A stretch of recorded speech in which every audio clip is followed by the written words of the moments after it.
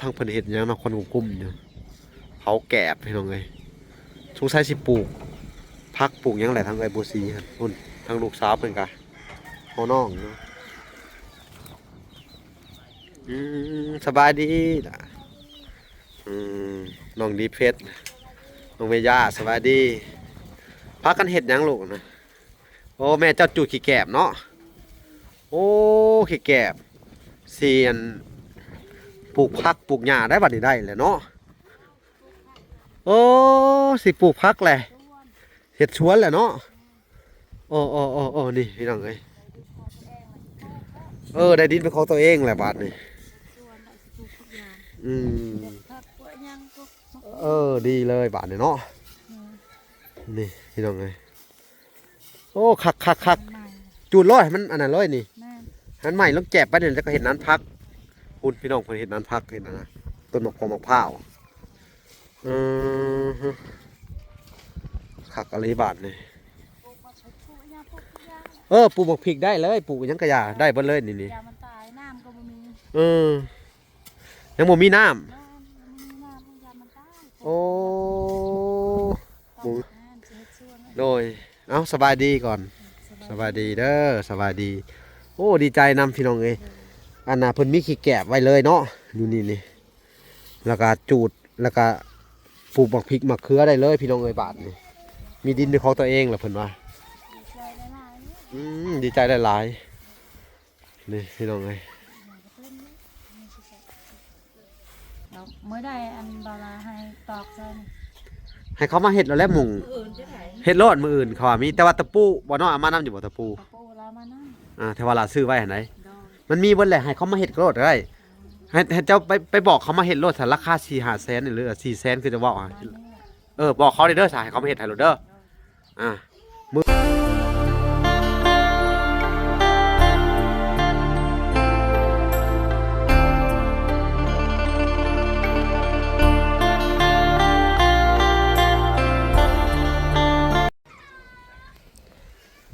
โอเคพี่น้องเอ้ยเนาะกับสบายดีพ่อแม่พี่น้องเนาะเบิดสู่คู่สู่คนพี่น้องเอ้ยเนาะกันยินดีเข้าสู่ช่อง YouTube เบาหลาสายบุญคุณธรรมคือเก่าพี่น้องเอ้ยเส้นเก่าเส้นเคยพี่น้องเอ้ยทักทายสบายดี FC ทางฝั่งไทยและ FC ทางฝั่งลาวและ FC ทางต่างประเทศนำเด้อพี่น้องเอ้ยเนาะมื้อนี้ทางวลากาได้มาติดตามครอบครัวแม่ลูกอ่อนพี่น้องเอ้ยเนาะหลังจากที่ว่ามาจากทางครอบครัวไอ้มื่นเพิ่นพี่น้องเอ้ยแล้วก็สิมาแวะติดตามเบิ่งเพิ่นเนาะมันใกล้พี่น้องเพื่อสิเฮาออกมาแต่เช้ามาฮอดพี่ก็บ่าย1เลยเนาะตอนนี้ก็บ่ายเนาะแล้วก็นี่แหละสิได้เข้ามาติดตามเบิ่งพี่น้องเอ้ยทางเพิ่นเฮ็ดหยังเนาะคนกลุ่มๆอยู่เผาแกบพี่น้องเอ้ยสงสัยสิปลูกผักปลูกหยังแหละทางไอ้บัวสีครับพุ่นทางลูกสาวเพิ่นก็เฮาน้องเนาะสบายดีล่ะ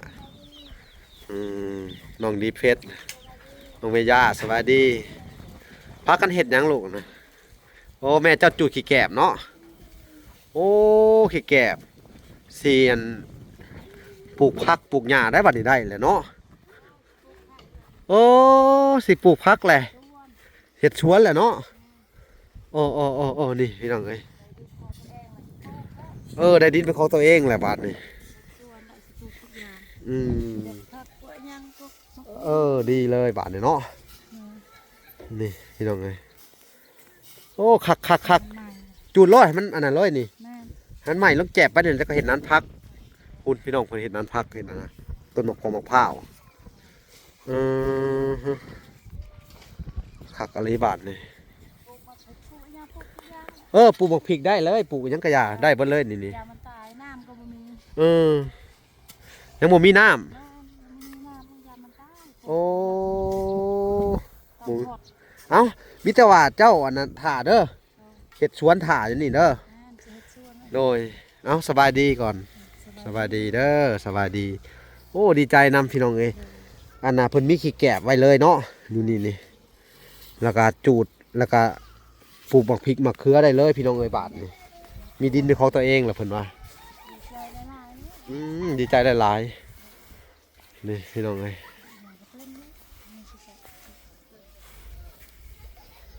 คักอะลีโอ้ต้นมะม่วงมีเต็มเลยเนาะเพิ่นปลูกไว้ให้แต่เก่าเนาะนี่พี่น้องมะม่วงแล้วก็นี่ต้นข่าต้นขิงนี่พี่น้องเอ้ยหุ่นดินเพิ่นก็กว้างๆเนาะได้เฮือนพร้อมบาดนี่พี่น้องเอ้ยต้องขอบคุณทางอันผู้ใหญ่เอื้อยลิซ่าพี่น้องเอ้ยที่ซื้อเฮือนซื้อดินให้พี่น้องเอ้ยแล้วทางอันเอ้ยดวงตะวันนำแน่พี่น้องเอ้ยที่เพิ่นซื้อผ้าแถบให้มื้อหน้าเฮาก็ให้รถเพิ่นมาส่งมื้อน่ะเนาะให้รถทางไอ้แก้วมาส่งเพิ่นพี่น้องเอ้ยโอ้มันไหม้ไวอะลิหน่อยเนาะมันไปไวอะลิร้อนมันกระเด็นมาใส่บ่ตัวนี้ฮะอยากเผาหมดเอาไว้น้ำลัง เอาไว้น้ำลังเผาทีละหน่อยไปต้นไม้ใส่ยังแบ่งใส่เนาะโอ้มื้อนี้ขยันขนาดฉะนั้นสุดๆดีใจน้ำเพิ่นเด้ดีใจมีดินมีดินมีผุ่นพร้อมพี่น้องเอ้ยบ้านนี่ด้านหลังนี่ปลูกพังหลังจากได้ก็เฮ็ดเลยเนาะหัวเนาะพังเลยแล้วหัวแล้วก็มาอยู่เลยพี่น้องเอ้ยไปถีเป็นทางเลยเฮ็ดนี่แหละพี่น้องเอ้ยพอได้แล้วก็ลงมือเฮ็ดทั้งเวลาก็ดีใจน้ำเพิ่นบ่ได้นั่งอยู่ซื่อๆพี่น้องเอ้ย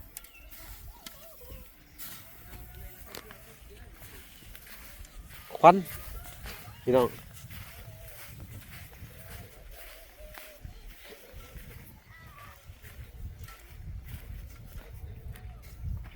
อันนี้เป็นด้านหลังพี่น้องเลย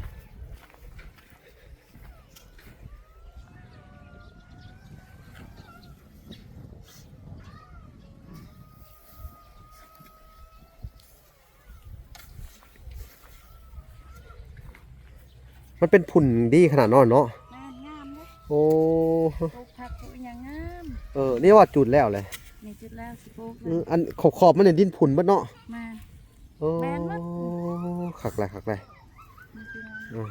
พดน้ำพดยังใส่เนาะอันนี้ก็อากาศตอนบ่ายห้อนพี่น้องเลยห้อนแห้งหลายนี่มาเบิ่งเพิ่นเฮ็ดมีน้ำปลูกได้เป็นนักสิได้บ่มีน้ำเนาะโดยเ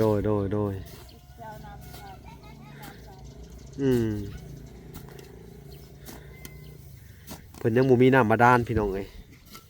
เนาะแต่ก็พังเบิ่งก่อนพี่น้องเอ้ย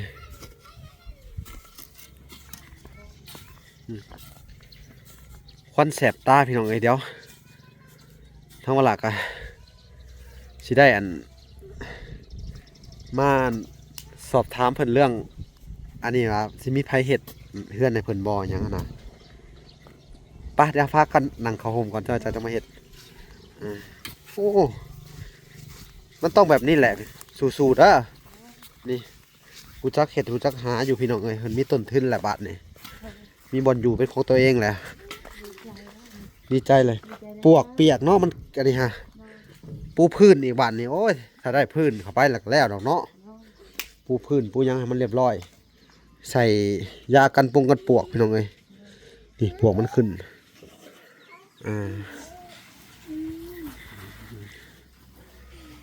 เป็นได้บาทนี่ได้พาแถบเลยดีใจลายแล้วเก็บไว้ก่อนได้พาแถบแล้วเนาะบ้านนี้อันน่ะสิถามว่ามันมีคนอะไรอยู่บ่สิเฮ็ดอยู่บ่ซอยเจ้านี่บ่มีบ่ไม่ได้ถาม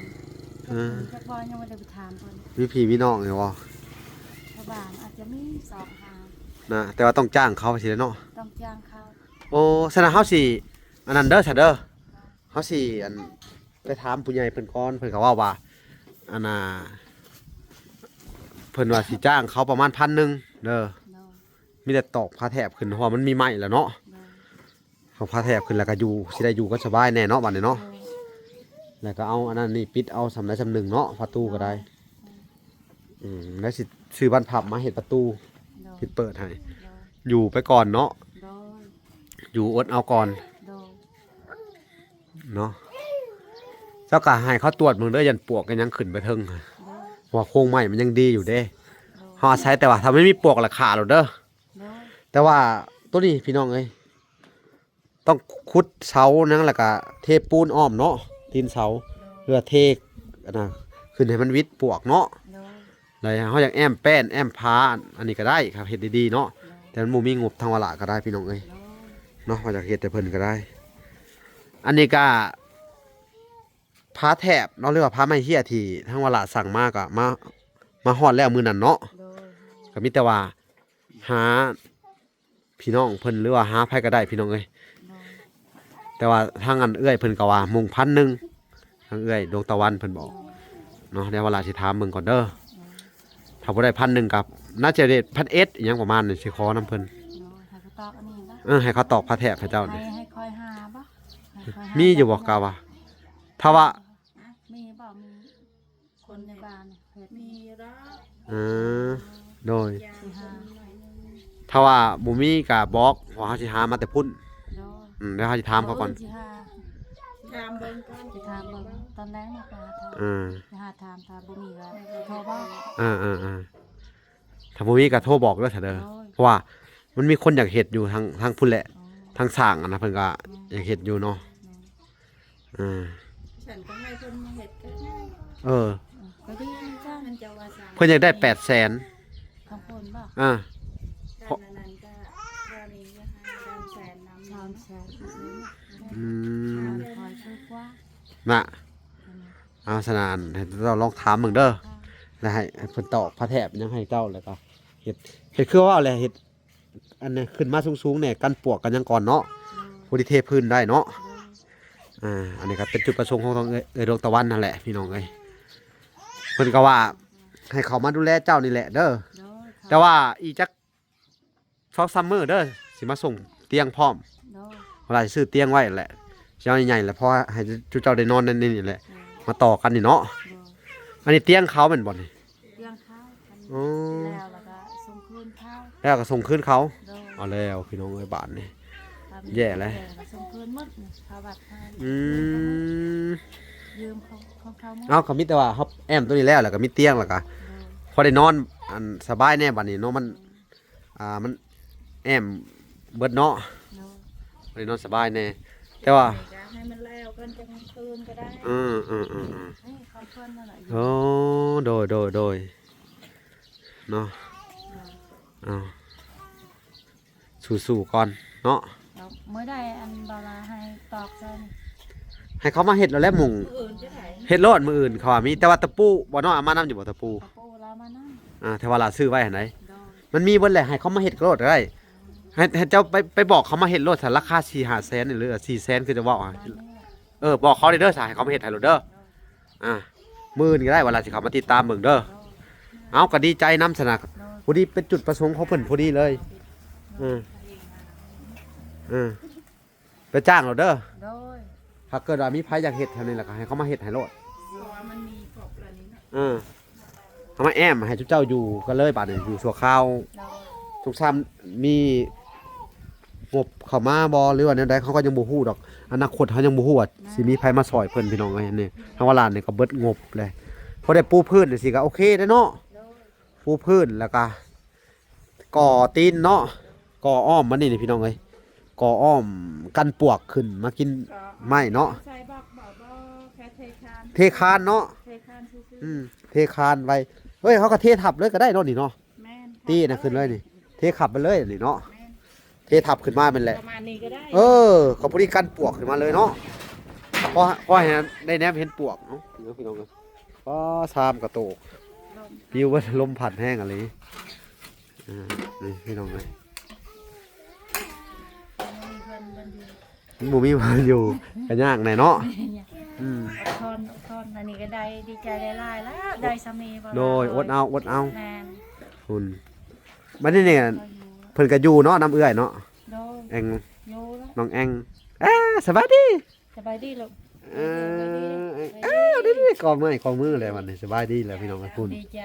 ดีใจแล้วดีใจเลยฮะ ตามมาถ่ายเล็กๆน้อย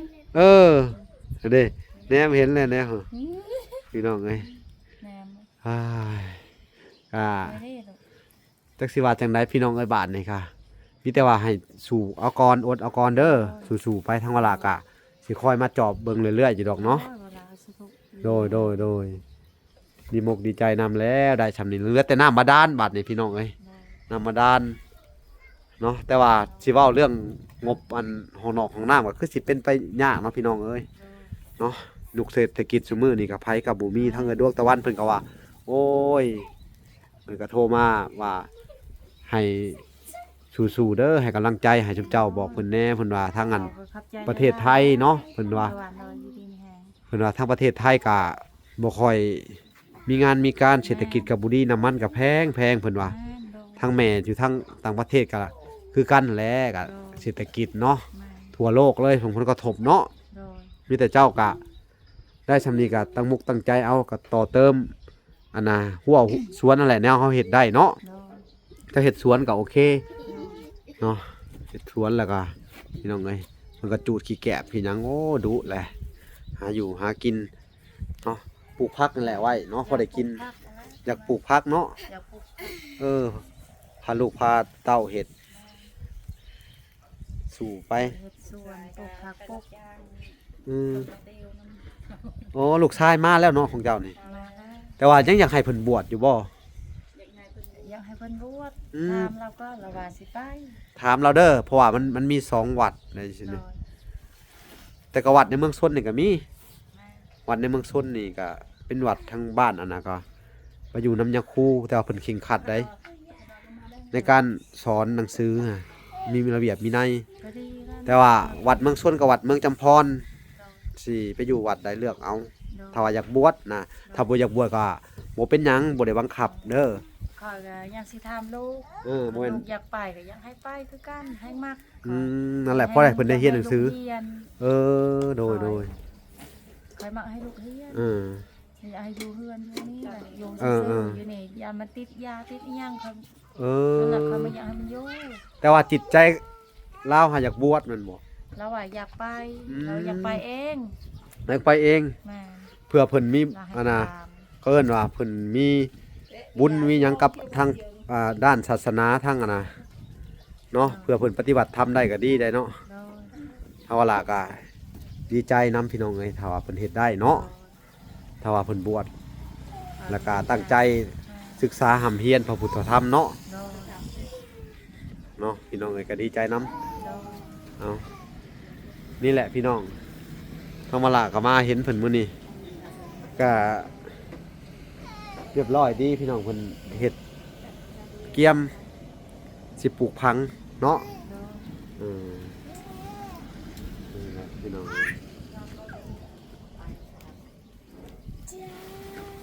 จังได้ก็เป็นกำลังใจให้คือเก่าสู้ๆเด้อมีแต่ว่ามื้ออื่นคือเฮาเว้ากันเนาะ โดย อันน่ะให้สร้างมาเฮ็ดโลดเด้อไปจะไปบอกได้ก็ดีให้เพิ่นมาเฮ็ดโลด อ่าในราคาบ่แพงและตั้งจ้างตั้งหาแหละเด้อว่าทางเวลากะงบบ่หลายเฮาเฮ็ดสำงบเฮามีเนาะ แม่ โดย ซ้ำนี่ก็ดีใจหลายๆแล้ว สิซื้อเตียงซื้อหยัง ซ้ำนี่ เนาะ แต่ก่อนคอยให้อกใจว่ามีมุงนอนเลย เอสมมุตินี่เฮานอนอยู่นี่เนาะ นอนอยู่ในเมืองไทยแน่ เออ อันนี้ครู มันมีบ่อน